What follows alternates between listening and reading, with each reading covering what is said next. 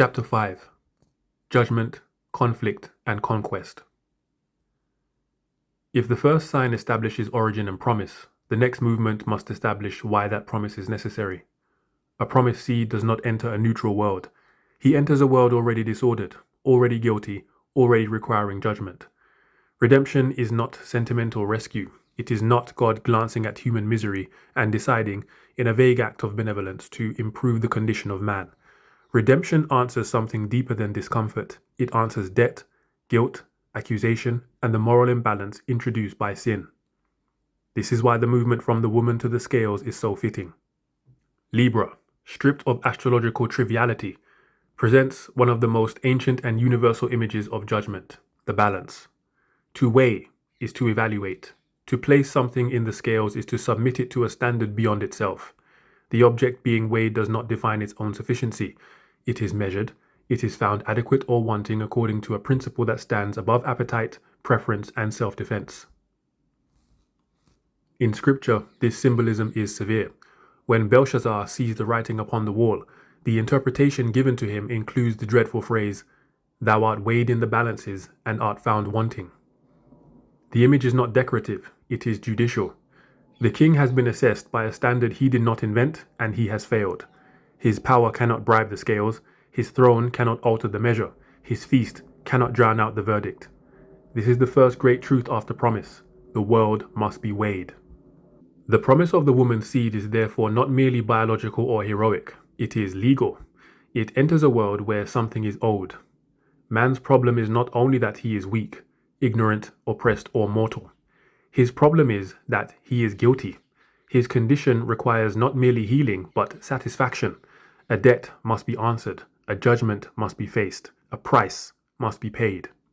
This is where the symbolic weight of Libra becomes more than a general image of fairness. The scales imply equivalence. They demand correspondence. If there is imbalance, something must be placed upon the other side. The language of redemption in Scripture frequently turns upon this logic: ransom, purchase, debt, price, satisfaction, substitution. These are not merely metaphors chosen for rhetorical beauty. They express the moral structure of the problem. Sin creates a debt that man cannot discharge. Man can sin, but he cannot unsin. He can regret, but regret does not restore the balance. He can offer apology, but apology is not atonement. He can invent religion, but religion without divine provision becomes Cain's offering repeated endlessly. Sincere perhaps, industrious perhaps, but unacceptable because it approaches God on terms man supplies. The scales therefore expose the vanity of self-redemption. Man wants mercy without measure, forgiveness without justice, pardon without payment. But such forgiveness would not be holy. It would be indulgence. The God of Scripture does not forgive by pretending the scales are unnecessary. He forgives by satisfying them in a way that man cannot.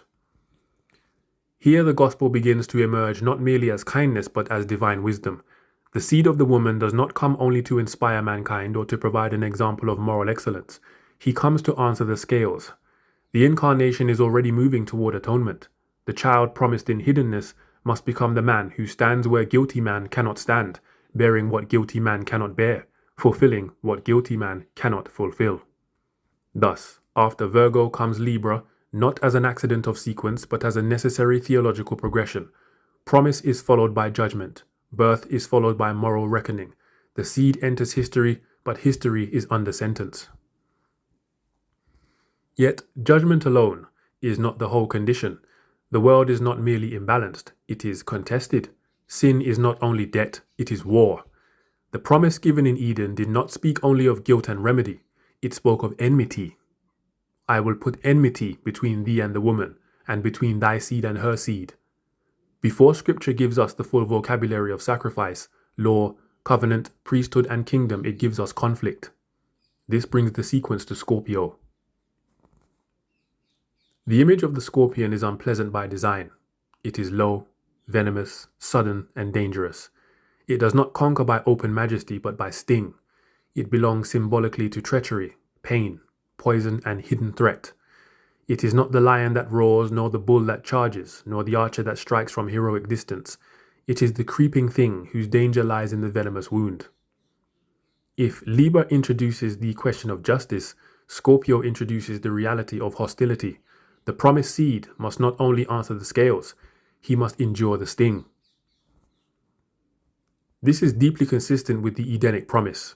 The serpent's head will be bruised, but the conqueror's heel will also be bruised. Victory is announced, but not without cost. The conflict will not be clean, bloodless, or abstract. The deliverer will suffer in the act of deliverance. The enemy will be crushed, but the crushing will involve wounding. This is one of the great distinctions between the biblical drama and pagan heroism. Pagan heroes often triumph through superior force, divine favor, cunning, or martial glory. The biblical Redeemer triumphs through obedience unto suffering. He conquers by being wounded. He defeats death by dying. He answers accusation not by evasion, but by bearing judgment. The sting is not avoided, it is drawn.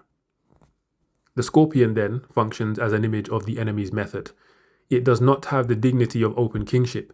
It strikes at the heel. It wounds what touches the earth. There is something profoundly humiliating in this, and therefore profoundly fitting. The promised seed enters flesh, walks upon the dust, and there receives the serpent's wound.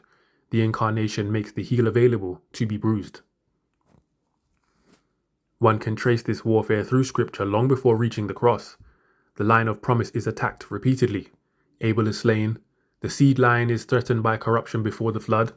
Abraham's promised heir is delayed. Isaac is placed upon the altar.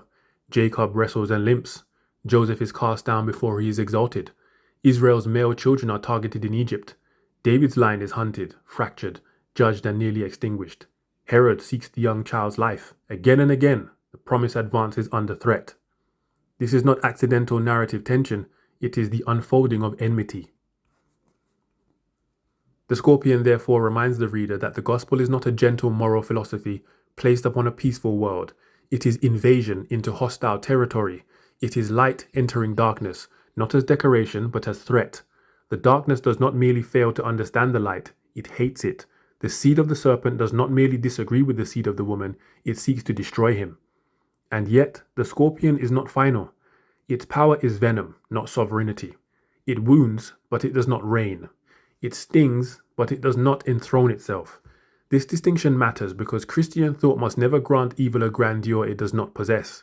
Satan is real, but he is not equal to God. Evil is terrible, but it is not ultimate. The scorpion is dangerous precisely because it is hostile and poisonous, not because it is majestic. This is why the sequence must move onward. If Virgo gives promise, Libra judgment, and Scorpio conflict, then the next sign must answer the conflict with active intervention. The promised one cannot remain only hidden seed, legal substitute, or wounded sufferer. He must also be the one who goes forth to strike. This brings us to Sagittarius.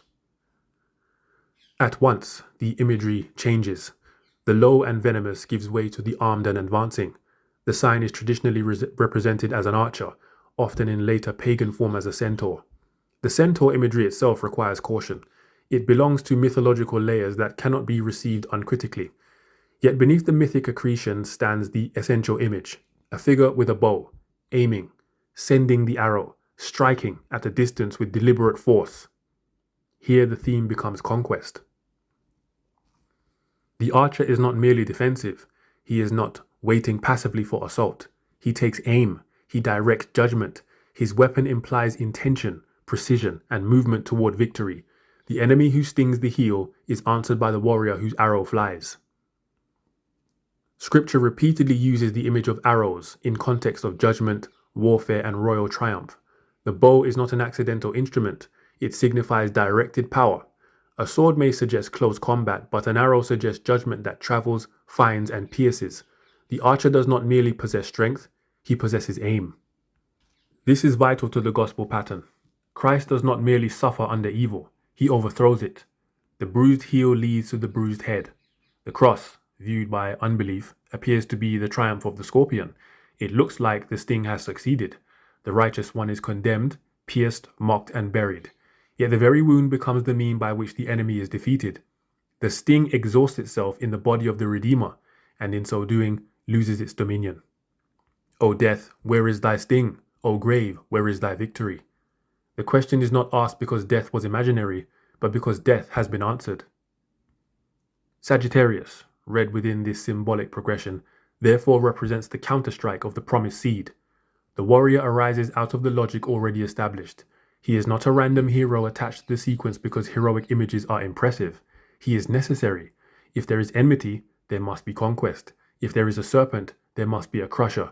If there is a sting, there must be one who renders the sting futile. The archer also introduces another dimension, mission. An arrow is sent. It travels from the bow toward its appointed mark. In Christian terms, this resonates with the sending of the Son.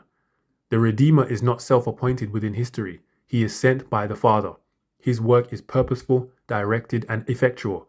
He does not wander into conflict. He comes for it. This point guards against the sentimental reading of the Incarnation. The coming of Christ is often softened into a scene of innocence without purpose, a child in a manger, abstracted from the war he came to wage. But the child is born under prophecy, under threat, under mission. The seed of the woman is not merely born to comfort mankind. He is born to destroy the works of the devil. The archer, then, is already implied in the child. The warrior is hidden in the infant. The conquest is hidden in the promise. This gives the movement from Virgo to Sagittarius a remarkable density. The woman carries the promised seed. The scales reveal the debt and judgment into which he comes. The scorpion reveals the hostile power that will wound him. The archer reveals that he is not merely wounded, but victorious. The sequence is not a loose association of religious symbols. It develops. Each sign answers a question raised by the one before it. Who comes? The seed of the woman. Why must he come? Because the world is weighed and found wanting. What opposes him? The venomous enemy, the ancient hostility, the sting. What does he do? He goes forth to conquer. This is the kind of progression that should make the reader pause. It may still be disputed, it may still be accused of interpretive force, but it cannot be honestly dismissed as pure chaos. The internal logic is too strong to be treated as nothing. Yet there is even a danger here. The mind, once it begins to perceive coherence, may rush too quickly into certainty. That must be resisted. A disciplined argument does not need to shout, it must accumulate. The point is not that Libra, Scorpio, and Sagittarius by themselves prove the entire thesis. The point is that they continue the pattern established by Virgo in a way that is thematically consistent with the structure of redemption. The more signs that can be read in sequence without collapsing the argument, the more serious the possibility becomes. This is especially important because the sequence is not merely moving through pleasant or generic religious ideas. It is moving through the hard necessities of the gospel. Promise alone would be easy to invent. Many religions have promise figures. Judgment, conflict, wounding, and conquest are more specific. The gospel does not merely announce that help will come. It announces that help will come through justice satisfied, enmity endured, and evil defeated. That is why the order matters so much. Were the signs scattered randomly, one could make almost anything of them, but beginning with the woman, moving to the scales, descending into the scorpion sting, and then rising into the armed conqueror creates an intelligible arc. Origin, judgment, conflict, victory. The pattern has not yet reached sacrifice in its fullest form, nor outpouring, nor multiplication, nor final kingship, but it has already established the world in which those themes become necessary. The New Age corruption of these signs appears especially foolish when set beside this possibility. Libra becomes a personality type concerned with harmony and aesthetics. Scorpio becomes intensity, sensuality, secrecy or emotional danger. Sagittarius becomes adventurousness, optimism, and appetite for exploration. The grandeur is mutilated into self-description. Judgment becomes temperament. Enmity becomes mood. Conquest becomes lifestyle branding. This is not merely wrong. It is small. If these signs once formed part of a great symbolic testimony, then modern astrology has performed the usual satanic reduction. It has taken what points beyond man and bent it back toward man. It has replaced the question, what has God declared, with what does this say about me? That shift is not innocent. It is the entire corruption in miniature. The Christian answer is not to fear the symbols, but to dethrone the false interpretation. The scales do not belong to horoscopes. The scorpion does not belong to occult psychology. The archer does not belong to spiritual self-branding. If these images speak truly at all, they speak within a moral and redemptive order, not within the vanity of personal prediction. The sequence now stands at a crucial point. The promised seed has been introduced. The world has been weighed. The enemy has struck. The warrior has answered. But victory over evil cannot be understood apart from the means by which that victory is secured. The gospel is not bare conquest. It is conquest through sacrifice. The archer may strike, but the Redeemer must also give himself. This is where the next movement deepens the pattern. The sequence turns from judgment and conflict toward the mystery that lies at the heart of redemption. Life through death, blessing through offering, abundance through the one who is poured out. The promised seed does not conquer as earthly kings conquer, by crushing others while preserving himself. He conquers by becoming the sacrifice, and from that sacrifice comes a river of life. The scales have shown debt. The scorpion has shown the wound. The archer has shown the conquering purpose. But now, the pattern must show the cost.